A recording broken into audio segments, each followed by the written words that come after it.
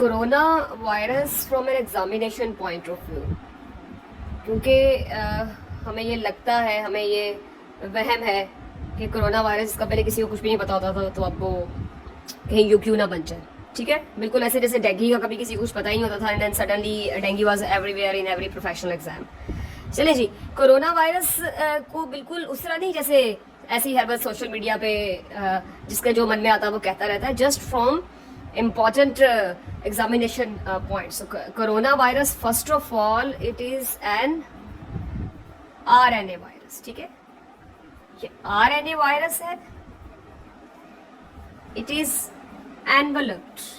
RNA है, enveloped है, it is single stranded. ये हमें पता है ना, ये पहले बेसिक बातें होती हैं जो हर वायरस के हमें पता होनी चाहिए. It is single stranded and positive polarity. ठीक है, अब तक you should all definitely know what's the difference between the positive polarity RNA viruses and the negative polarity RNA viruses. जो नेगेटिव पोलैरिटी आरएनए वायरसेस होते हैं उन सबके अंदर आरएनए पॉलीमरेज होता है, but the positive polarity RNA viruses they don't have the RNA polymerase, they don't need it, they directly they are translated into the structure proteins. उसकी आगे replication में बात करते हैं. ठीक है जी, आरएनए है, एनवेलप्ड है, सिंगल स्ट्रैंडेड है, पॉजिटिव पोलैरिटी है, नॉन सेगमेंटेड है. ये बात को करने की जरूरत नहीं है, जो कि हमें पता है कि जो सेगमेंटेड है वो सिर्फ दो है, इन्फ्लुएंजा और रोटा वायरस. ठीक है, चलें, नॉन सेगमेंटेड है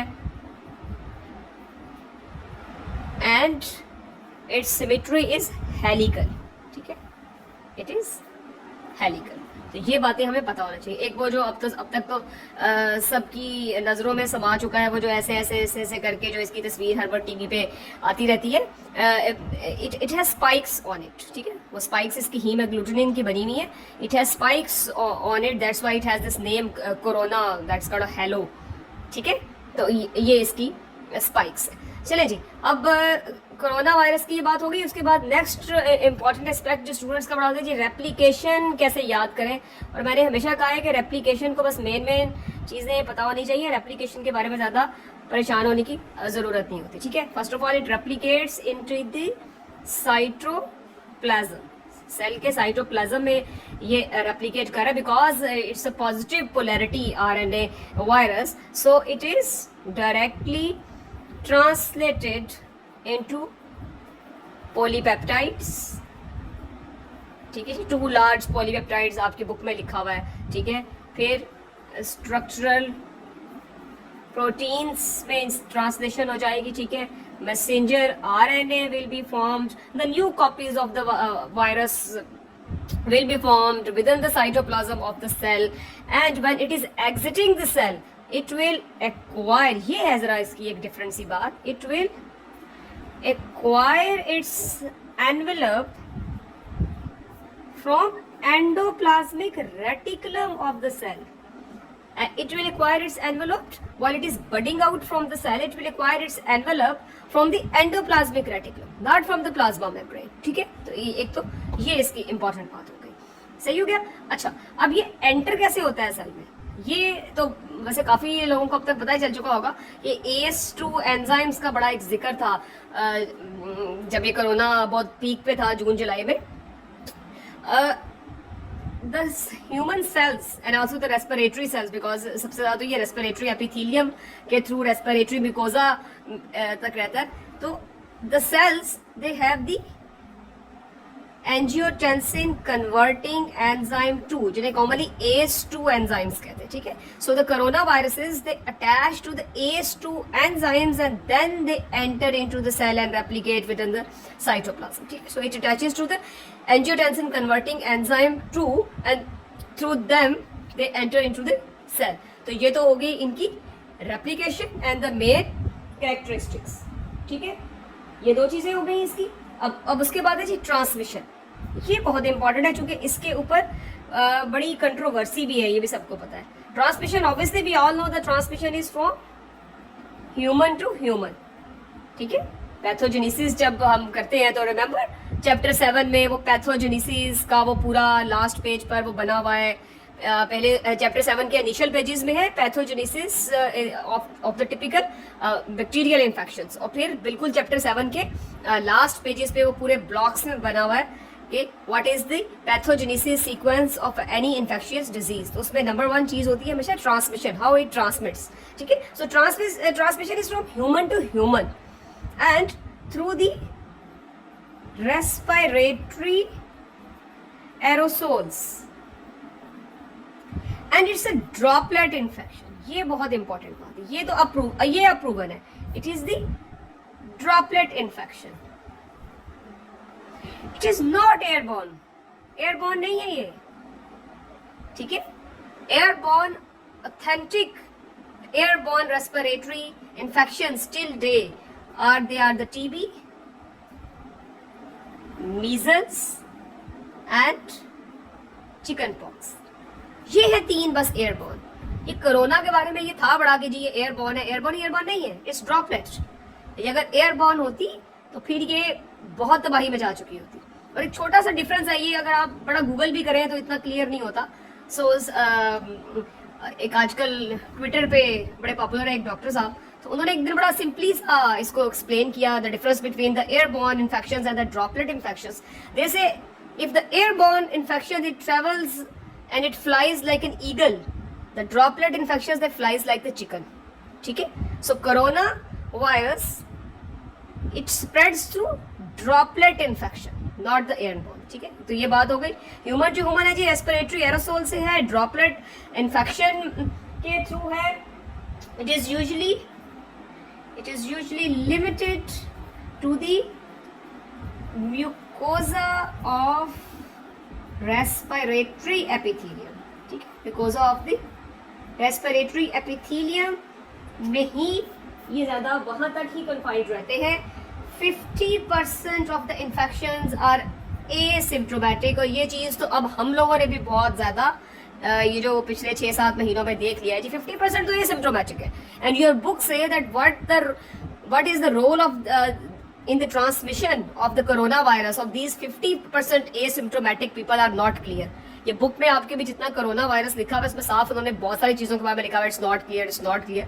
बट ये जिस तरह अब है, क्योंकि अब तो हम we are facing this pandemic ना, सो अब मेरा भी ख्याल है और बहुत से लोगों का ये सोशल मीडिया पर भी ख्याल है और रिसर्चेज भी जो है कि ये 50% asymptomatic people they definitely play a role, obviously.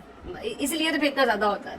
वो खुद तो नहीं इन्फेक्ट होते, मे बी उनका इम्यून सिस्टम बड़ा अच्छा होता होगा, ठीक है, लेकिन ये कोई ना कोई रोल प्ले करते होंगे। और ये बुक कहती है कि ये अनक्लियर है कि what role they play. Immunity is brief, your book से द इम्यूनिटी इज ब्रीफ, बहुत थोड़ी, ठीक है। And re infection can occur, again I am saying your book says this, ठीक है, दैट द री इन्फेक्शन में अगर, मतलब मेरे जैसे बेचारे जो करवा के बैठ गए हैं एक दफा, वो ज्यादा खुश ना हो कि दोबारा नहीं हो सकता। So the prevention is the basic cure, ठीक है। अच्छा, और पैथोजेनेसिस में रेप्लिकेशन हमने कर ली, ट्रांसमिशन की हमने बात कर ली, हमने कह दिया कि it is to droplet infection limited usually to the mucosa of the respiratory epithelium, 50% cases are the asymptomatic and the pneumonia that is caused by it is an atypical pneumonia। atypical pneumonia आप लोगों को बहुत बताया हुआ है bacteria के perspective से, it is atypical pneumonia। X ray पर क्या होगा? एक्सरे पर it will be very much clear that it's an interstitial pneumonia, ठीक है, it will be interstitial pneumonia and also there will be ground glass infiltrates, ठीक है। ये ground glass infiltrates अगर आपको याद हो तो ये न्यूमोसिस्टिस करीनियाई नमूनिया जो कि HIV एड्स का बड़ा प्रेजेंटिंग फीचर होता है, ये उसमें भी होता है, ठीक है, वो भी एटिपिकल नमूनिया, ठीक है। There are ground glass infiltrates। Then as we are saying that they combine to the ACE2 enzymes and then enter into the cell. So also on the respiratory cells they attach to the ACE2 enzymes and then they enter into the cell, and this binding with the ACE2 receptors, it also causes the dysregulation of the electrolytes, ठीक है। वो dysregulation of the fluid balance हो जाएगा ACE2 के साथ इनके attach होने से, जिसकी वजह से there will be edema in the alveolar spaces. Alveolar spaces में एडीमा हो जाएगा तो ऑब्वियसली उसे पेशेंट बेचारा जो है वो बहुत ज्यादा डिस्निक हो जाएगा। और hypoxia is also a feature. ये सब बातें तो हमें वैसे भी कॉमनली पता है, ठीक है। ये जो पल्स ऑक्सीमीटर्स अपने घरों में रख लिए थे और वो 70% से जैसे ही नीचे गिरती है आपकी ऑक्सीजन सैचुरेशन तो फिर एकदम पेशेंट जो है वो कोलैप्स कर जाता है, ठीक है। बुक में नहीं लिखी हुई जो बात एक, ठीक है, जो कोविड अब हम फेस कर रहे हैं, जो कोविड इस वक्त हम फेस कर रहे हैं, हम सबको पता है कि उसमें बहुत ज्यादा एक टेंडेंसी है to cause DIC because it's causing the formation of micro thrombi within the blood system, ठीक है। तो एंटीकोगुलेंट्स दे रहे हैं बहुत ज्यादा लोगों को, ये एक इनके अंदर एक बहुत ज्यादा टेंडेंसी है, ठीक है, माइक्रो थ्रोम्बाई की। And ultimately there will be wide spread thrombosis within the various organs of the body and there will be DIC, ठीक है जी। अच्छा, अब इसमें क्या इंक्यूबेशन पीरियड कितने हैं? ये तो ये बड़ी इंपॉर्टेंट बात होती है। इंक्यूबेशन पीरियड जो है that is 2 to 10 days with average of 5 days। 5 days की एवरेज है और ये 2 से 10 days का इसका जो है वो इंक्यूबेशन पीरियड है, ठीक है जी। अच्छा, अब ये कोरोना वायरस जो है ये क्या हमेशा से इतना खतरनाक था या ये खतरनाक हो गया है, ठीक है। तो ऐसी कोई बात नहीं है। जो बेसिकली बेचारे कोरोना वायरसेस होते हैं आम, ये बड़े मासूम से होते हैं जो कि विंटर में कफ कर देते हैं, कॉमन कोल्ड, ठीक है। बेसिकली तो ये कॉमन कोल्ड करते हैं, ठीक है, और हल्का फुल्का सा फीवर, सोर थ्रोट, तो ये तो सब sore throat, common cold, runny nose, fever, तो ये चीजें तो चल ही रही होती हैं, तो पहले भी चल रही थी। तो फिर अब ऐसा क्या हो गया? They are the general coronaviruses. Coronaviruses are only second to rhinoviruses. Rhino has a runny nose. Rhinoviruses are the most common cause of common cold, usually in the winters. And second to rhinoviruses are the coronaviruses in causing the common cold. तो फिर क्या हुआ? ये तो बस common cold कर रहा था, सोर थ्रोट कर रहा था, फीवर कर रहा था, फिर इतना फसाद कैसे बर्पा हो गया? Because whenever there are certain mutations, तो एक बार पहले 2002 में सार्स आया था, ठीक है। अब तक तो ये बातें पता ही चल चुकी हैं सबको। Severe acute respiratory syndrome, SARS corona virus emerged in 2002। कुछ ऐसा कुछ नहीं हुआ था, हम हाउस जॉब कर रहे थे, मुझे याद है, इतना तो कुछ नहीं हुआ था, पाकिस्तान में तो आया भी नहीं था, ठीक है। अच्छा, फिर उसके बाद 2012 में मर्स आया है, मिडल ईस्ट रेस्पिरेटरी सिंड्रोम, लेकिन ये भी मिडल ईस्ट तक ही रहा था, इतना फैला नहीं था, ठीक है जी। अच्छा, अब ये जो 2002 वाला सार्स है ना, ये भी वैसे नवंबर 2002 में चाइना में ही शुरू हुआ था, और अब वाला भी नवंबर 2019 में चाइना में ही शुरू हुआ है, ठीक है। अच्छा, अब बुक, जिस बुक की हम बात करते हैं, ऑब्वियसली दिस इज लिविंसन। सो आपके बुक में लिखा हुआ है कि there are certain corona virus strains that are also related to bats, ठीक है। फिर हॉर्सशू बैट का भी जिक्र है। आपको जो पावर पॉइंट मैंने दी थी उसमें इसकी हॉर्सशू की बैट की पिक्चर ही बनी हुई है, गूगल भी कर ले आप। किविट कैट, ये अजीब सी शक्ल की कोई चीज थी, जो कैट तो बिल्कुल भी नहीं लग रही थी जब मैंने गूगल किया था। तो किविट कैट, हॉर्सशू बैट्स, इनके अंदर भी ये डिफरेंट कोरोना वायरस स्ट्रेन। तो maybe there is some reassortment, maybe there is some mutations when the human strains of the coronaviruses and the bats and civet cat strains somehow they get mutated and there is some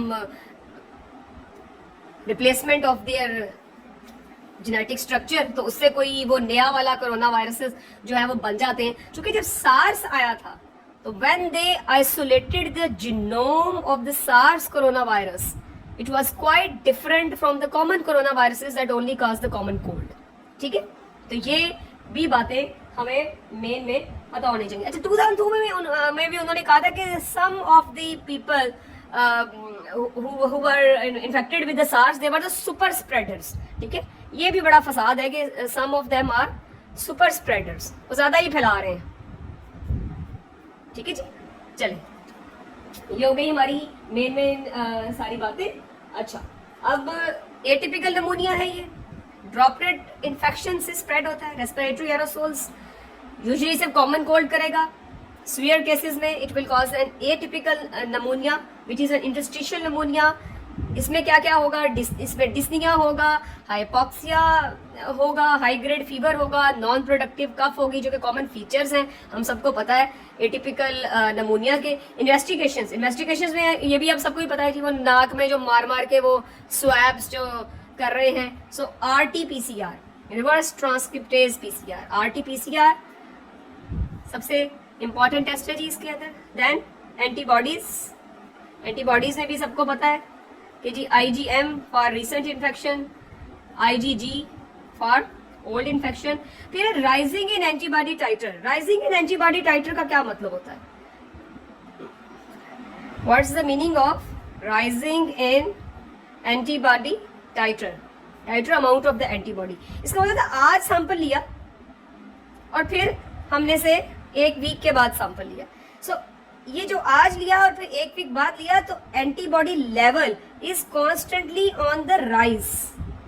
सो इसका मतलब होता है कि वो acute phase चल रहा है, rise in the antibody titer, ठीक है, एक्यूट इन्फेक्शन की फेज चल रही है। However obviously the RT-PCR is much better test. अच्छा जी, फिर आपकी ये भी आपकी बुक में लिखा हुआ है, I have also my self experienced it, there is usually severe leucopenia, ठीक है जी, there is severe leucopenia, there may also be thrombocytopenia, ठीक है। फिर जो अब बहुत ज्यादा जो प्रोटोकॉल चल रहा है इस वक्त, उसमें और क्या क्या इन्वेस्टिगेशंस कर लेते हैं, RT-PCR, एंटीबॉडीज तो हम कर ही लेते हैं। हमने ये देखना है because I have also told people that this pandemic of COVID, ये जो इसका इतना रोला है, तो अब पता चल चुका है हमें। हम जितने नाइव हम मार्च में थे, अब आज हम अक्टूबर में उतने नहीं है। अब हमें पता है कि हाइपोक्सिया हो रहा है, अब हमें पता है कि it has a tendency to cause the wide spread formation of micro thrombi within the circulation, ठीक है, और फिर DIC हो जाती है और फिर थ्रोम्बोसिस हो जाता है। तो उसके लिए कौन से टेस्ट है? इसके लिए जी D डाइमर्स पेशेंट के आपने करवा लेने हैं, ठीक है। इन्वेस्टिगेशंस में they should be you should check the for the D dimers, then ferritin degradation products, FDP, serum ferritin आपने देख लेना है, CRP आपने देख लेना है, ये चीजें भी आपने इन्वेस्टिगेट कर लेनी है, ठीक है। वैक्सीन अभी ट्रायल में है, antivirals, various antivirals were also in the trial, वो आप फार्माकोलॉजी की बुक में भी, अच्छा फार्माकोलॉजी में भी प्लीज एक्सपेक्ट दिस टाइम कि फार्माकोलॉजी के पेपर से भी ये क्वेश्चन आ सकता है कि what were the various antiviral drugs that were in the trial और which are in the trial. वो जितनी भी वो आ रही थी, वो रेमडेसिविर और इस तरह की फैमिली की जितनी भी एंटीवायरल ड्रग्स हैं, ठीक है, वो भी आप लोगों ने ध्यान से पेपर के लिए करके जानी है, ठीक है। तो इतना कोरोना वायरस हमें पता होना चाहिए। What are the basic characteristics, replication, transmission, pathogenesis, ये बहुत इंपॉर्टेंट बात है। They attach to the ACE2 enzymes and they use the ACE2 enzymes as a receptor to enter into the cells of the respiratory epithelium, ठीक है। Obviously जब वो respiratory aerosol से droplet infection से जा रहा है, तो सबसे पहले तो रेस्पिरेटरी सिस्टम में एंटर होंगे, then wide spread into the body. तो अच्छा, इसमें एक और बात है कि जो मर्स है ना, ये भी आपकी you all know, I will say this कि जो चीज आपकी बुक में लिखी हुई है, जो बुक आपकी बुक कह रही है कि जो मर्स है था ना, ये मिडल ईस्ट वाला, ये ACE2 के साथ अटैच नहीं कर रहा था, ये CD26 रिसेप्टर्स के साथ कर रहा था। बट कोविड के बारे में अभी तक काफी ज्यादा यही है कि the covid it is also using the ACE2 receptors, it is also using the ACE2 enzymes as a receptor to enter into the cells, ठीक है जी। ट्रीटमेंट ऑप्शंस में क्या, वो लेविंसन ने भी लिखा हुआ है कि जी आप डिफरेंट एंटीवायरल्स यूज कर लें, स्टेरॉइड्स यूज कर लें। हमारे यहाँ चूंकि पहले ही स्टेरॉइड्स लोग अन्य यूज करते हैं, तो इस वजह से हमारे यहाँ शायद कंट्रोल भी इसी वजह से हो गया, ठीक है। फिर obviously when a person is suffering from this much grave viral illness, so obviously उसके ऊपर अपॉर्चुनिस्टिक बैक्टीरियल इन्फेक्शन से भी फिर हो जाएंगी, ठीक है। उसको WBC काउंट से हम देख लेंगे, WBC काउंट अगर ऊपर को जा रहा है तो दैट मीन्स के साथ कोई बैक्टीरियल इन्फेक्शन भी होगी भी है, ठीक है। फिर आप एंटीबायोटिक्स भी दे देंगे। So this is a very brief examination point of view corona virus.